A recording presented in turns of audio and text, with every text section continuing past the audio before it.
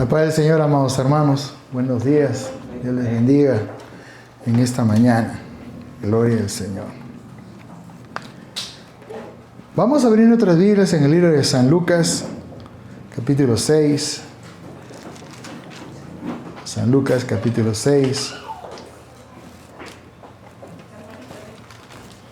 Y vamos a leer del versículo 46 al versículo 49. San Lucas capítulo 6, del versículo 46 al 49.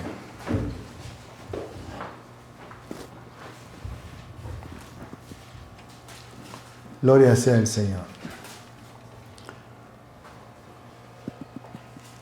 Vamos a estudiar la parábola de los dos cimientos.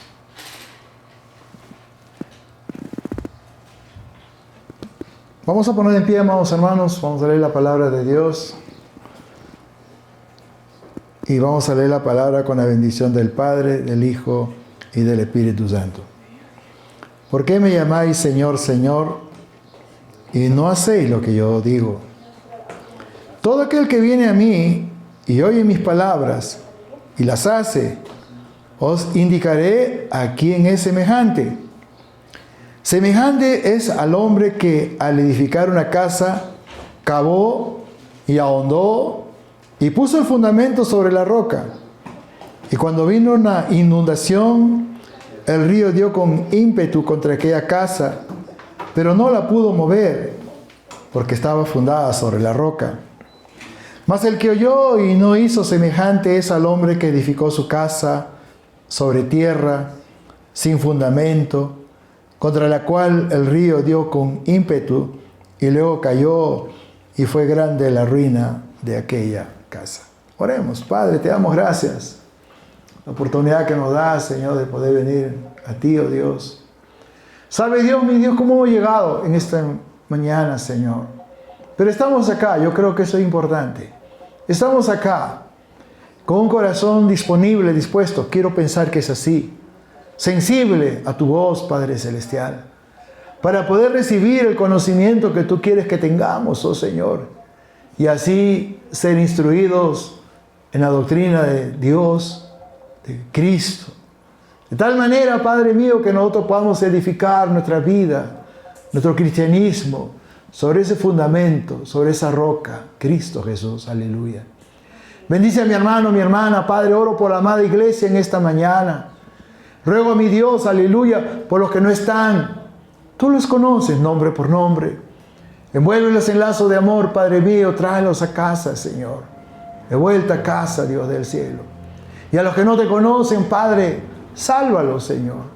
Que la luz de Cristo ilumine sus corazones, Señor. Y ellos puedan conocer a ese Cristo glorioso, poderoso. Y nosotros igualmente, Padre mío, podamos ser edificados en esta mañana, Señor. Y también oro por los que nos siguen a través de las redes, Padre Celestial. Tú también los conoces, tú también sabes qué necesidades tienen. Pero qué bueno, Padre mío, que este Evangelio está siendo predicado a tiempo y fuera de tiempo, Señor amado.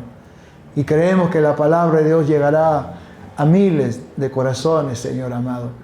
Y miles conocerán, o mejor dicho, tendrán la oportunidad, Padre mío, aleluya, de escuchar de ti y de ver que hay un camino que tú has preparado para ellas, para ellos, oh Señor.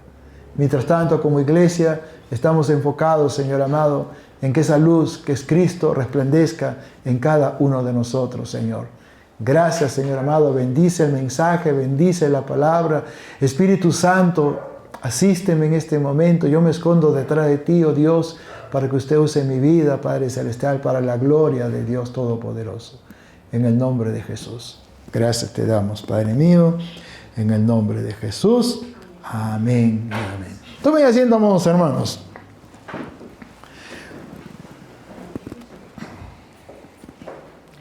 Bueno, la verdad, amados hermanos, que esta será la primera parábola que vamos a estudiar de una serie de enseñanzas que están en relación a la doctrina de Cristo, ¿no? Y sabemos que nuestro Señor Jesucristo utilizaba las parábolas como un medio de dar a conocer una verdad.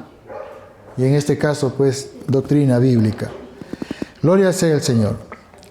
¿Qué nos enseña esta parábola? es un buen punto de partida para que nosotros podamos meditar, reflexionar acerca de lo que esta palabra contiene en cuanto a lo que es doctrina. Todos sabemos que doctrina es enseñanza.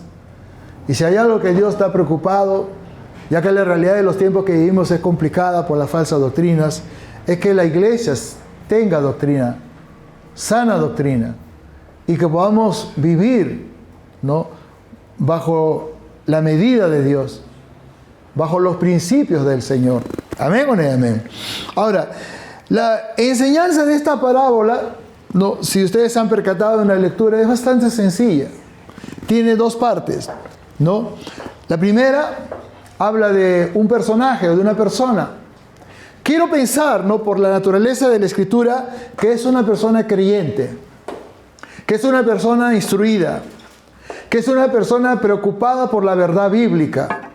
Y no solo eso, porque muchos tienen verdad, tienen conocimiento en este sentido, tienen doctrina, pero su vida, y quiero ser enfático en esto, que su vida no muestra que son verdaderos creyentes, por la forma que viven.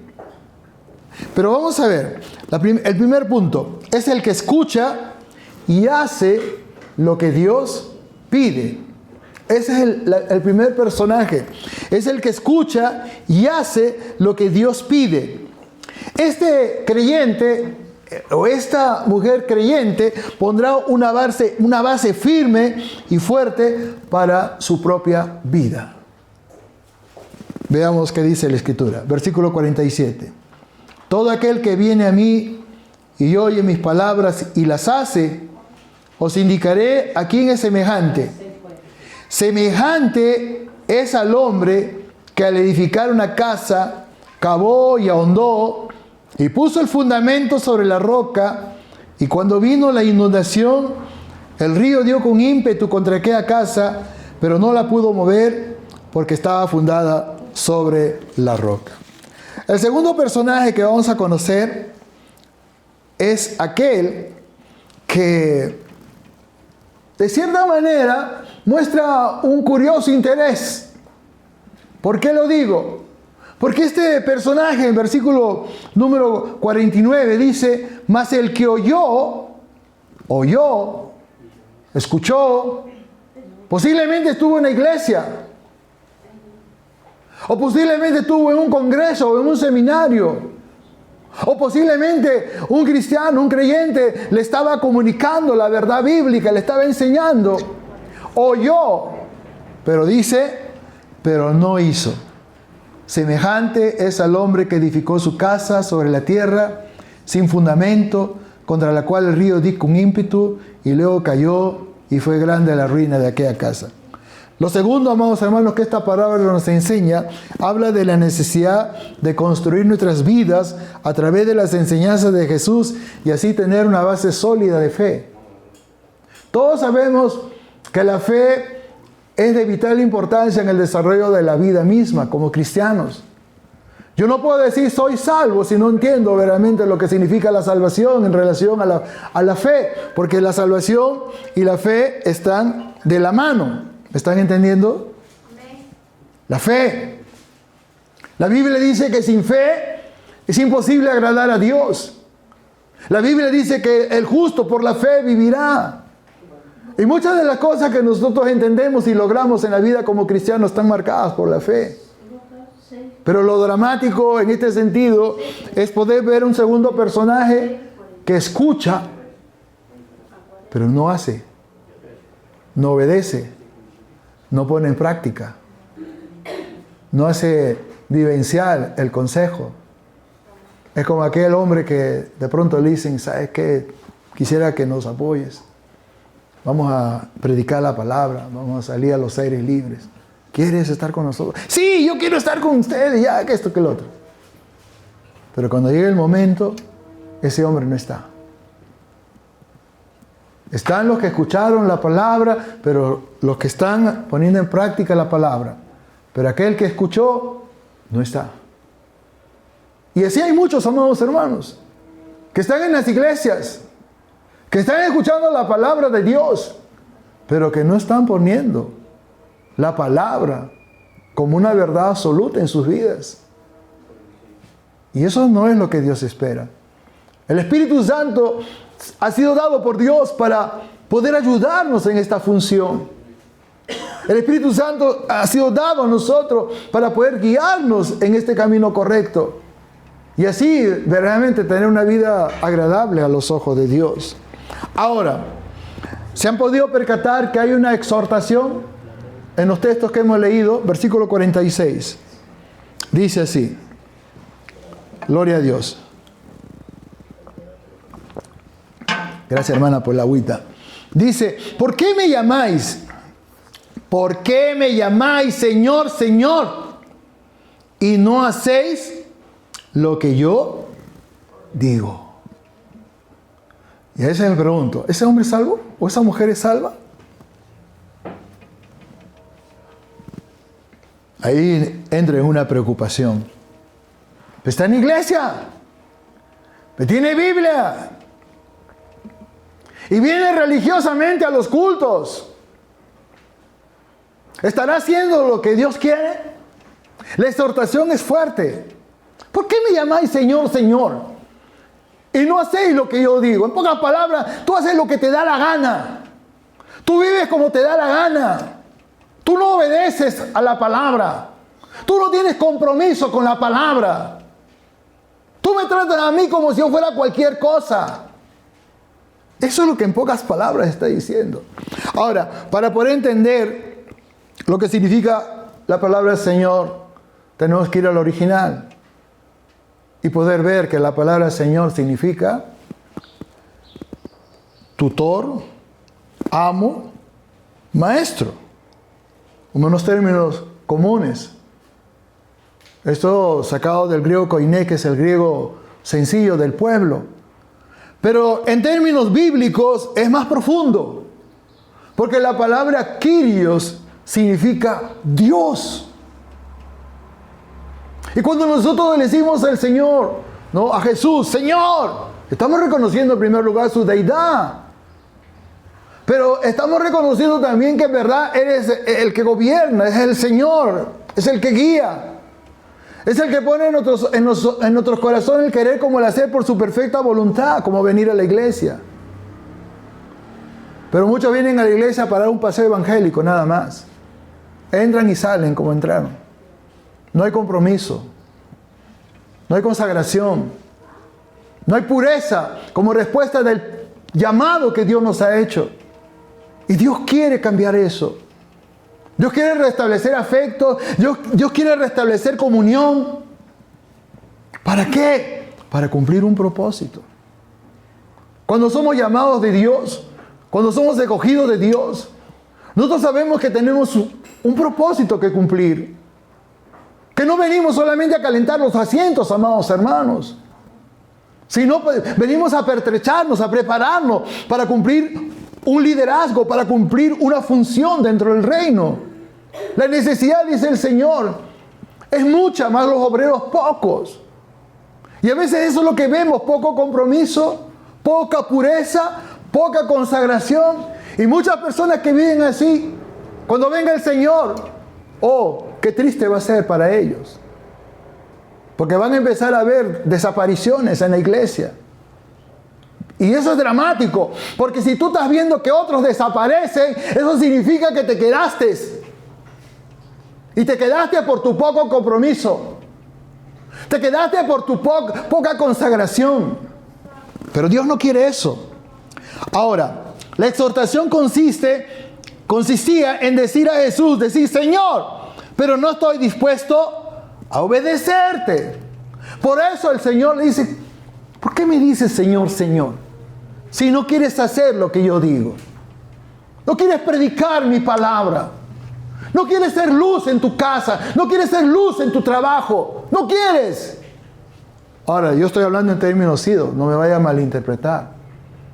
Ahora, si usted se siente confrontado por las palabras, dele gracias a Dios. Porque eso significa que usted está sensible a Dios. Y Dios está hablando a su corazón para cumplir un propósito. Y muchas veces como resultado de esa intimidad con Dios, podemos reconocer, Señor, yo no estoy caminando como debe ser. Yo no estoy consagrándome como debe ser. Yo no estoy haciendo las cosas como debo hacerlo. Quizás estoy tomando no el Evangelio de manera light, pero no de una manera real. Pero Dios quiere verdaderamente que nosotros podamos hacer lo que Él desea que hagamos. Miren lo que dice Mateo 7:21. Es un sinónimo de la exhortación que dice en Mateo 6:46. Mateo 7:21 dice así. Alabado sea el Señor. Mateo 7:21. Gloria sea el Señor.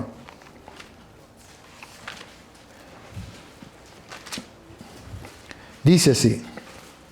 No todo el que me dice, Señor, Señor, entrará en el reino de los cielos, sino el que hace la voluntad de mi Padre que está en los cielos.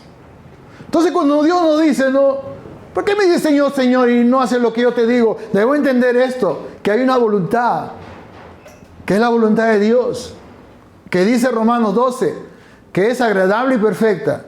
Es decir, Dios nunca nos va a decir que hagamos lo que no sabe que no vamos a poder hacer. Dios nos va a hablar, nos va a instruir, nos va a enseñar y nos va a decir, esto es lo que yo quiero que tú hagas porque yo sé que tú lo puedes hacer. Y si yo soy sensible a la voluntad de Dios, entonces yo voy a ser como Saulo. Señor, ¿qué quieres que yo haga? Señor, estoy acá dispuesto, Señor. Yo quiero servirte, yo quiero trabajar para ti.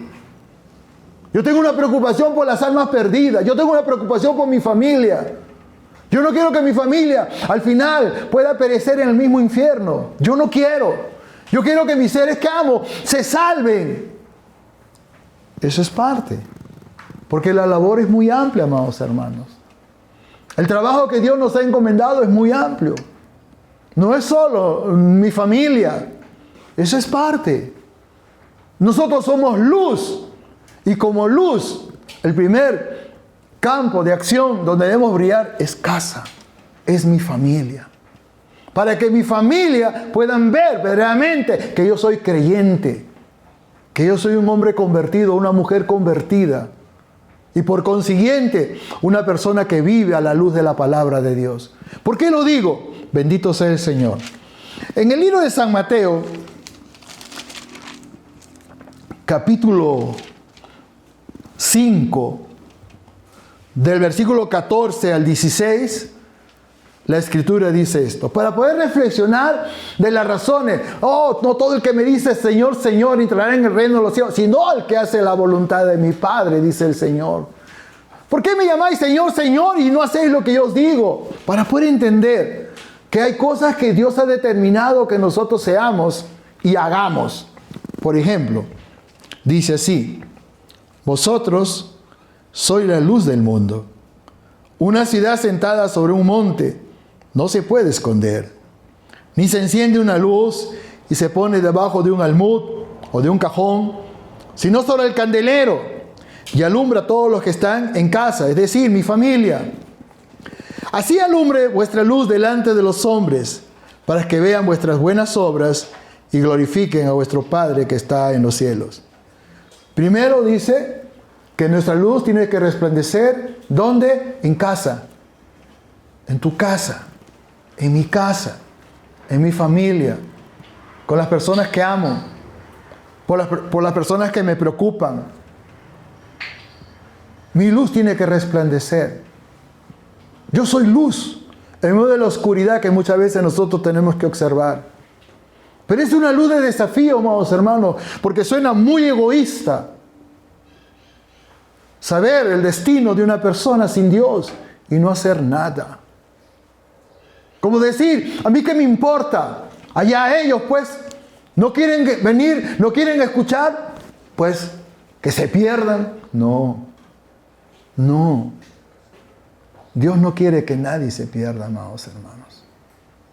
La Biblia dice, de tal manera amó Dios al mundo que dio su unigénito Hijo para que todo aquel que en Él crea no se pierda, mas tenga vida eterna. Ese es el corazón de Dios. Él no quiere que nadie se pierda. Yo siempre digo, mientras hay vida, hay esperanza. Y mientras hay esperanza, yo tengo oportunidades para hablarle. Así se moleste, así se enoje, así me ignore, no me interesa. Yo estoy sembrando la semilla. Aunque curiosamente, ¿no?, en otra parábola que vamos a estudiar más adelante, la parábola del sembrador, también sucede lo mismo. 4 tipos de terrenos, 4 tipos de corazones, 4 tipos de personas. Todos escuchan. Qué curioso, ¿no? Muchos escuchan, pero muchos no viven para Dios. Muchos escuchan, muchos saben, pero no tienen a Cristo en su corazón. Quizás tienen religión. Aún dentro de la iglesia evangélica hay muchos religiosos, amados hermanos, muchos domingueros. Se acuerdan de Dios el domingo, pero no saben que hay culto de doctrina bíblica. No saben que hay célula. Ahorita vamos a abrir una célula más, gloria al Señor. No saben que hay cultos de oración. No saben que hay días miércoles de ayuno para venir, doblar rodillas, derramar lágrimas delante de Dios por los perdidos. Gloria a Dios por los que vienen. Gloria a Dios por los que están estudiando. Gloria a Dios por los que están buscando de Dios verdaderamente. Gloria a Dios. Porque están haciendo lo correcto. Estamos haciendo lo correcto. Eso es lo que Dios quiere. Amén o no hay amén. Ahora, ¿qué tenemos que hacer nosotros? Tenemos que edificar y poner nuestro fundamento sobre esa roca. Tenemos que, ¿no? Si entonces, ya que es una parábola, y hay alguna analogía que, ¿no?, porque se compara con el constructor. En el libro de Lucas, capítulo 9, versículo 48, dice: semejante es al hombre que al edificar una casa, cavó y ahondó y puso el fundamento sobre la roca, y cuando vino una inundación, el río dio con ímpetu contra aquella casa, pero no la pudo mover porque estaba fundada sobre la roca. Acá hay una metáfora, ¿no?, que trata de mostrar algo escondido en relación a poder construir nuestra propia vida como cristianos sobre el fundamento, que ese fundamento es Cristo. Hace unos días hubo un terremoto. No recuerdo bien qué nación, se me está escapando, pero fue un terremoto de 7.7 grados. Y en el escenario se ve un edificio de 30 pisos que estaba en construcción. Y ve como cual castillo de naipes, ese edificio que estaba en construcción, había 90 personas dentro, empieza a caer, a caer, a caer, a caer, a caer, al punto que una gran polvareda de polvo empezó a salir. Pero también en otro escenario, en la misma ciudad, se ve unos edificios inmensos, grandes. Incluso en la parte de arriba, en la azotea, había unas piscinas. Y se veía, el impacto no era tan fuerte que el agua de las piscinas salía. Pero ese edificio no cayó. ¿Por qué? ¿Por qué uno cayó y por qué el otro no cayó? Y muchas veces así en la vida cristiana. Hay muchos que como cristianos no dan importancia a la palabra, no dan importancia a la comunión con Dios, no dan importancia, ¿no?, a las cosas que Dios espera que le demos. No hay un compromiso con Dios. Lo mínimo que yo tengo que hacer como un hombre comprometido con Dios es compartir mi fe con otras personas. Porque suena muy egoísta. Si yo tengo un amigo, si yo tengo un compañero, si yo tengo a alguien que conozco, que sé que si esa persona se muere, se va a ir a una eternidad sin Dios. Y yo tengo a Dios, yo tengo conocimiento de Dios, yo tengo la palabra. Y me suena muy egoísta, muy cobarde, no decirle nada, no hablarle la palabra de Dios. Así tenga el carácter que tenga, así tenga la manera de pensar que tenga. Pero yo tengo que decirle que hay un Cristo vivo, que hay un Cristo resucitado, que hay un Cristo que quiere darle un lugar en su reino. Aunque yo sé, yo puedo hablar así, porque son las palabras que nacen en mi corazón. Pero cuando uno está activo, sensible, uno abre su labio y empieza a hablar. Y el Espíritu Santo que mora en nosotros pone esas palabras para que nosotros podamos dar a conocer a ese Jesús. Yo me recuerdo hace un tiempo atrás, un amigo mío, Adonai, un amigo del barrio, conocido. Me entero que estaba muriendo de SIDA. Y Dios puso en mi corazón, él vivía en Chaclacayo, yo de San Miguel a Chaclacayo, son como 3 horas. Y Dios puso en mi corazón que yo vaya a visitarlo y lo fui a buscar. Y cuando llegué a su casa, yo no sabía cómo entrarle. Yo no sabía cómo empezar la disertación, no sabía. Lo único que veía era un amigo, un muchacho, todo flaquito, todo chupado, su rostro, con una tos persistente, que estaba muriendo. Yo sabía que estaba muriendo del SIDA. Cuando de pronto él abre con sus pocas fuerzas y me dice así: Alejandro, no te preocupes por mí. Yo ya rendí mi vida a Jesucristo. Y en ese momento como que de pronto no se facilitó todo. Y claro, yo sabía que él no podía hablar. Fueron las únicas palabras que él me dijo. Y me dijo: Alejandro, no te preocupes, yo ya di mi vida a Jesucristo. Y yo dije: Señor, gracias por aquella persona que fue usada por ti, oh Dios, para dar a conocer. Porque yo fui con ese deseo de dar a conocer. A los pocos días él murió. Pero se fue con el Señor. Se fue con el Señor. Y quizás así muchas veces vamos a tener oportunidades de hablarle de Dios a alguien que no tiene a Cristo. ¿Por qué me dices Señor, Señor, y no sé lo que yo digo? Y vamos a aprender, amados hermanos, en la Escritura, ¿no? A través de la vida vivencial del Señor Jesucristo, que hay muchas cosas que Dios espera que nosotros hagamos. No solo venir al templo, amados hermanos. Hay muchas cosas más. Nuestra vida tiene que ser luz. Nosotros tenemos que ser ejemplo. Otros tienen que ver a Dios a través de nosotros. No somos Dios, pero por la calidad de vida, por la forma como hablo, por la forma como me conduzco, por la amabilidad que tengo. Bendito sea el Señor. Y esto es muy importante, amados hermanos. ¿Amén o no hay amén? Ahora, esta historia en la Biblia es una retórica, una metáfora, ¿no?, de dos escenarios diferentes, de dos ejemplos diferentes. Y la pregunta que yo me hago en esta mañana, mi amado hermano, ¿en qué escenario estamos nosotros? ¿Somos como ese hombre que edificó su casa, cavó y ahondó y puso el fundamento sobre la roca? ¿O somos como aquel que oyó y no hizo? Eso es triste, amados hermanos. Y digo que es triste porque estamos acá. Y digo que es triste porque Dios nos está hablando.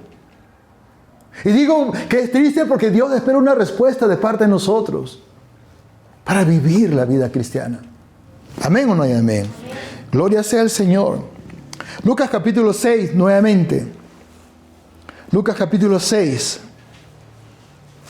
del versículo 47 al 49, dice así: todo aquel que viene a mí y oye mis palabras y las hace, os indicaré a quién es semejante. Semejante es al hombre que al edificar una casa ahondó y cavó y puso el fundamento sobre la roca. Cuando vino una inundación y dio con ímpetu contra aquella casa, pero no la pudo mover porque estaba fundada sobre la roca. Mas el que oyó y no hizo, semejante es al hombre que edificó su casa sobre la tierra sin fundamento, contra la cual el río dio con ímpetu y luego cayó, y fue grande la ruina de él. Bendito sea el Señor. Yo quiero resaltar algo aquí, porque habla del primer escenario, de un hombre que cavó la roca, que cavó sobre el fundamento de una roca. Pero ¿qué representa esa roca para nosotros? Cristo. No tenemos ninguna duda. ¿En qué parte de la Biblia está? Porque si yo tengo fundamento, tengo conocimiento. Y si yo tengo conocimiento, tengo doctrina. Y si tengo doctrina, sé dónde está el texto en importancia.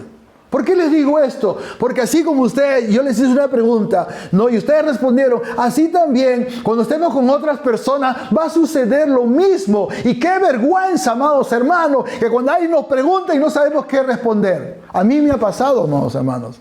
Y a veces no sabemos dónde meter la cabeza. Quizá la salida más próxima es, mira, no tengo una respuesta ahorita para lo que tú me preguntas, pero déjame por favor no informarme un poco y mañana te lo digo. Ya esa es una salida. Pero perdiste la oportunidad. Porque de repente, y es posible que esa oportunidad no se repita. Por eso el pueblo de Dios tiene que ser como el de Berea. Eran creyentes no preocupados por el conocimiento. Ahora, bueno, para que no quede la duda. 1 de Corintios capítulo 10. 1 de Corintios capítulo 10. Versículo 4.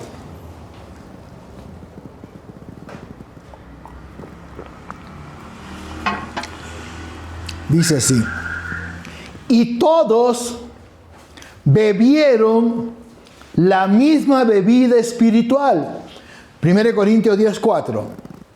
Y todos bebieron la misma bebida espiritual, porque bebían de la roca espiritual que los seguía.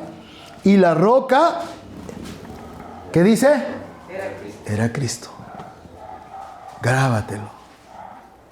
Guárdalo. Como dice el salmista, ¿no? El Salmo 119. En mi corazón he guardado tus palabras para no pecar contra ti. Tenemos que atesorar la palabra. Tenemos que amar la palabra. ¿Por qué? Porque esa palabra usada por nosotros se va a convertir en un poderoso instrumento de Dios a través de nosotros para poder compartir nuestra fe con otras personas que no tienen a Cristo. ¿Amén o no hay amén? Ahora, gloria sea al Señor. La comparación de estas dos personas. Vamos a ver a dos tipos que coinciden con algo. En algo coinciden. En Lucas capítulo 6, estas personas coinciden en algo. Dice así: todo aquel, versículo 47, todo aquel que viene a mí y oye mis palabras y las hace, en este caso, primer escenario, el que hace, y las hace, os indicaré a quién es semejante. Ya la historia es conocida, lo hemos leído varias veces. Versículo 49, el segundo escenario. Mas el que oyó y no hizo, semejante es al hombre que edificó su casa sobre la tierra sin fundamento, contra la cual el río dio con ímpetu y luego cayó y fue grande la ruina de aquella casa. Ahora, ¿en qué coinciden ambos escenarios? ¿En qué coinciden ambas personas? En que los dos escuchan. Los dos escuchan. Solo uno hace y el otro no hace. Y la enseñanza es de que no solamente basta escuchar. Porque ¿de qué vale? Yo recibo el mensaje, recibo la palabra, sé lo que tengo que hacer y al final no lo hago. Señor, Señor. ¿Qué? ¿A mí? No, te equivocaste. Yo no soy tu Señor, porque tú haces lo que te da la gana. Tú vives tu cristianismo light, sin compromiso, sin obediencia, sin santidad. Sobre todo obediencia, porque la obediencia es determinante, amados hermanos. Como lo vamos a ver al final. La obediencia es determinante. Y cuando habla del primer escenario de este hombre que escuchó la palabra, ¿no? Y puso en práctica la palabra, está hablando de obediencia. Está hablando de un hombre que hace la voluntad de Dios. Está hablando de un hombre que está preocupado no más en agradar a Dios que cualquier otra cosa. Y eso es importante, amados hermanos, porque eso determina destino, amados hermanos. Mateo 7:21, no todo el que me dice Señor, Señor, entrará en el reino de los cielos, sino el que hace la voluntad de mi Padre. El que hace la voluntad, es decir, lo que Dios espera que hagamos. ¿Amén o no hay amén? Ahora, vamos a ver el primer hombre, Mateo 7:24.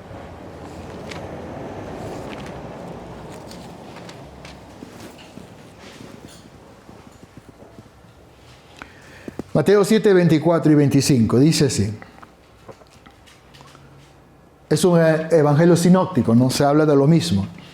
Dice, cualquiera pues que me oye estas palabras y las hace, le compararé a un hombre prudente, a una mujer prudente, que edificó su casa sobre la roca.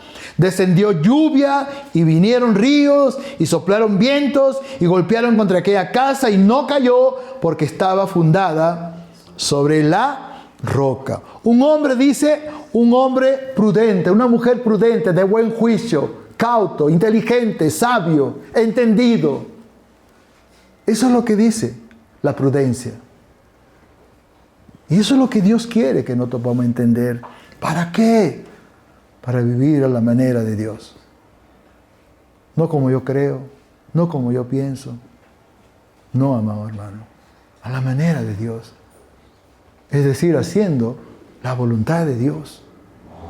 Pero el otro escenario, Mateo 7, 26 y 27, dice así: pero cualquiera que me oye estas palabras y no las hace, le compararé a un hombre insensato, a una mujer insensata, que edificó su casa sobre la arena, y descendió la lluvia, vinieron ríos y soplaron vientos, y dieron con ímpetu contra aquella casa, y cayó, y fue grande su ruina.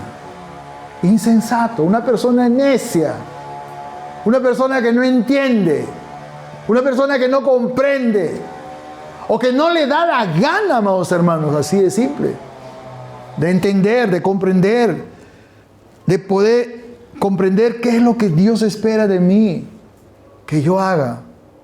Yo no estoy jugando a la iglesita, amados hermanos. La iglesia del Señor, por la cual Él viene, es una iglesia gloriosa, pura, santa. Eso somos nosotros, amados hermanos. Aunque no somos la perfección absoluta, ni somos un dechado de virtudes, pero en nuestro corazón está esa preocupación de hacer las cosas de la mejor manera. De la mejor manera. Que si voy a hacer algo, si voy a decir algo, me preparo. Tomo tiempo, invierto tiempo. Me documento. Aunque muchas veces no carecemos de quizás de algunas herramientas para poder hacer lo que es correcto. Pero siempre esa preocupación va a buscar la excelencia. Como estamos enseñando, ¿no?, en el curso de liderazgo acerca de la excelencia. Dios quiere que seamos excelentes en todo lo que hagamos. Pero para eso tenemos que tener compromiso. Pero para eso tenemos que tener iniciativas. Bendito sea el Señor. Para poder hacer lo que Dios espera que hagamos. Gloria a Dios. Dios quiere hacer eso. Dos cosas para terminar, que Dios quiere que tú y yo podamos tomar en consideración, que hablan precisamente de esta parábola, de los dos cimientos. Uno de ellos era un hombre prudente, de buen juicio, un hombre cauto, sabio, una mujer cauta, sabia, de buen juicio. Y eso tiene que ver con el compromiso y la obediencia que nosotros debemos desarrollar. Eso es importante, amados hermanos. Y qué tristeza me da, amados hermanos, y les digo con toda sinceridad, que muchos por no profesar obediencia se van a perder, aún estando en la iglesia. ¿Pero por qué? ¿Por qué?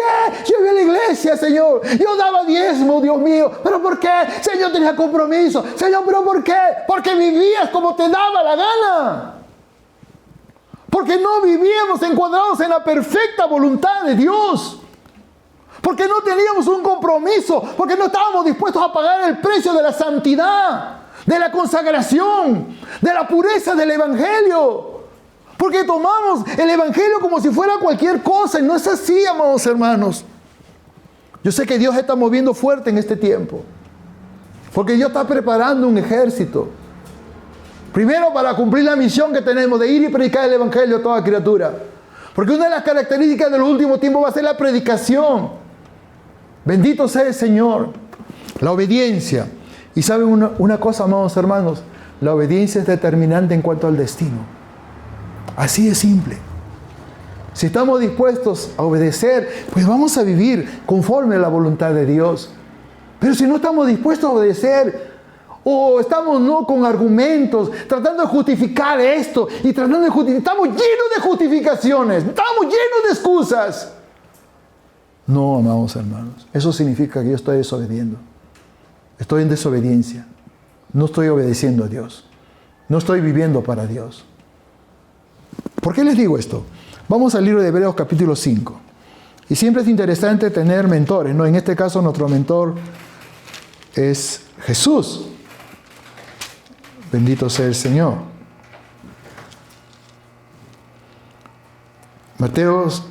Hebreos 5, versículos 7 al 9.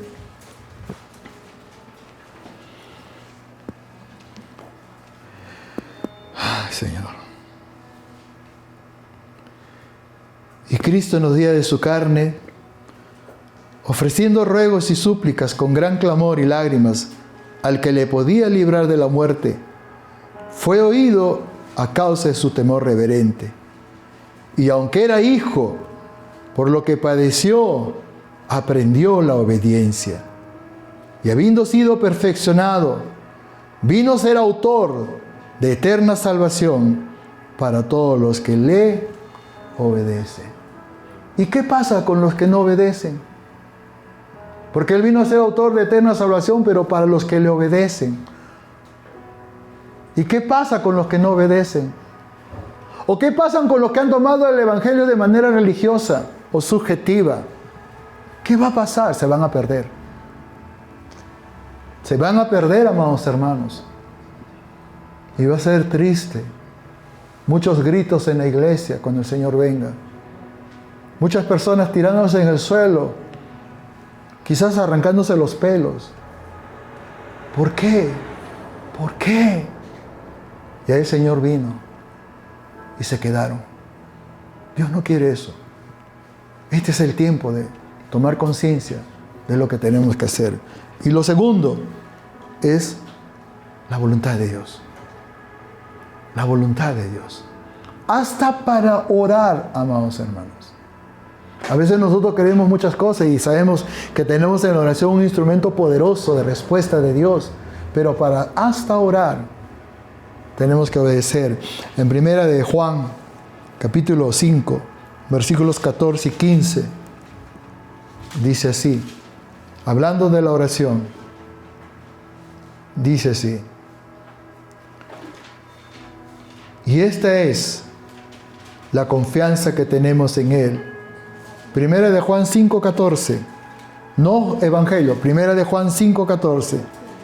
Y esta es la confianza que tenemos en Él, que si pedimos alguna cosa conforme a su voluntad, Él nos oye. Y si sabemos que Él nos oye en cualquiera cosa que pidamos, lógicamente conforme a su voluntad, sabemos que tenemos las peticiones que le hayamos hecho. Que no vaya a pasar lo de Mateo 7:21.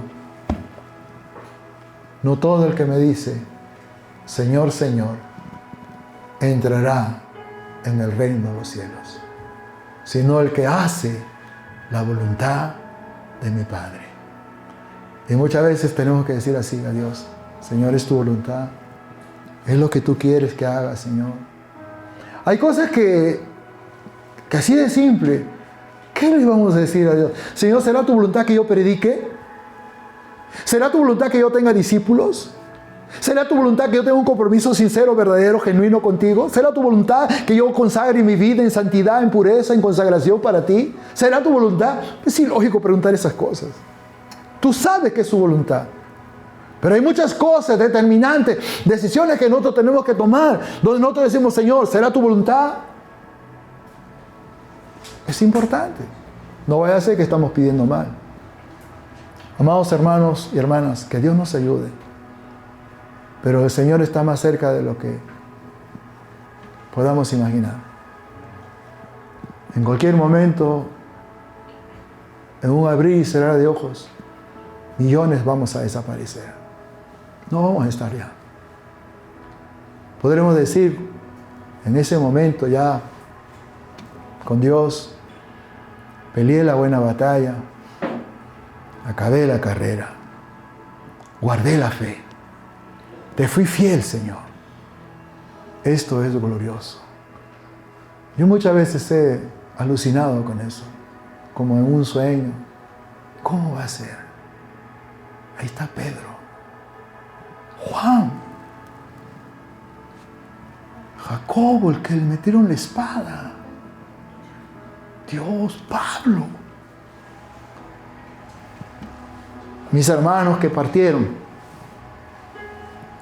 con Cristo. Mis familiares que se fueron con Cristo. Pero ¿y qué de los que no? Hay mucho que hacer, amados hermanos, para poder ganar esas almas. Que Dios nos ayude.